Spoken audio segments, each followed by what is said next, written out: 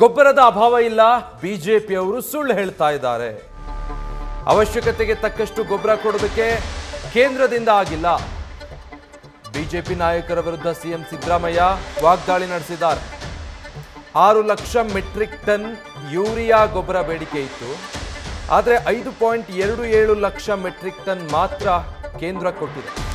ಕೇಂದ್ರ ಸಚಿವರು ಕೇಂದ್ರದ ಬಳಿ ಹೋಗಿ ಗೊಬ್ಬರ ಕೊಡಿಸಲಿ ಅಂತ ಮಂಡ್ಯ ಜಿಲ್ಲೆ ಮದ್ದೂರಿನಲ್ಲಿ ಸಿಎಂ ಸಿದ್ದರಾಮಯ್ಯ ಹೇಳಿದ್ದಾರೆ.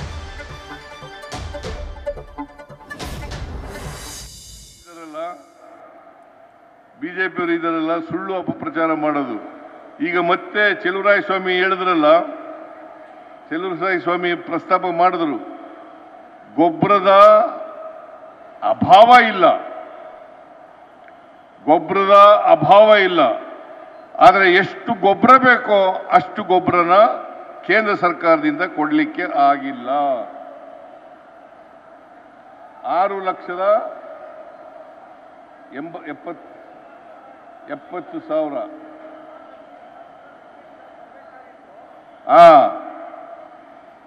6,82,000 ಲಕ್ಷ ಟನ್ ಅನ್ನ ನಮಗೆ ಕೊಡಬೇಕಾಗಿತ್ತು.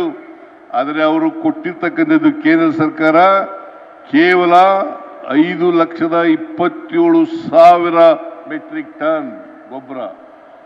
ನಾನು ಪತ್ರ ಬರೆದಿದ್ದೀನಿ ರೈತರಿಗೆ. ಈ ಸಾರಿ ಮಳೆ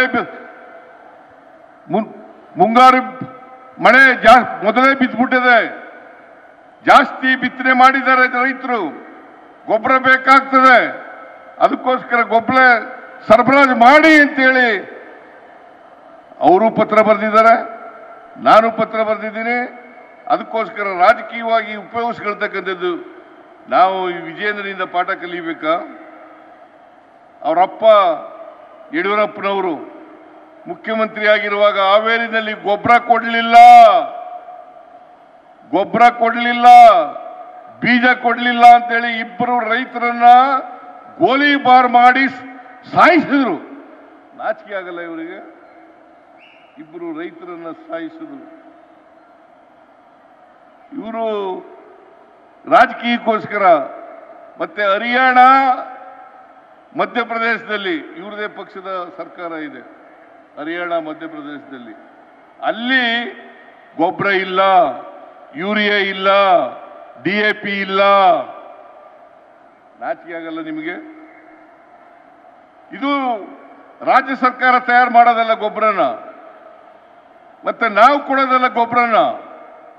ಕೇಂದ್ರ ಸರ್ಕಾರದಿಂದ ಕೊಟ್ರೆ ನಾವು ಕೊಡ್ತೀವಿ. ನಮ್ದು ಸರಬರಾಜು ಮಾಡೋದು ಅಷ್ಟೇನೆ. ಗೊಬ್ಬರ ತಯಾರು ಮಾಡೋರು, ಗೊಬ್ಬರ ಕೊಡೋರು ಕೇಂದ್ರ ಸರ್ಕಾರದವರು. ಅಷ್ಟು ಗೊತ್ತಾಗಲ್ಲ ಅವ್ರಿಗೆ. ಅದ್ರ ಬದಲು ಇಲ್ಲಿ ಚಳವಳಿ ಮಾಡ್ತಾರಂತೆ. ಅದ್ರ ಬದಲು MP ಗಳಿಗೆಲ್ಲ ಪತ್ರ ಬರೆದಿದ್ದಾರೆ ಕೃಷಿ ಸಚಿವರು. MP ಗಳು ವಿಜಯೇಂದ್ರ ಅವರು, ಅಶೋಕ್ ಅವರು,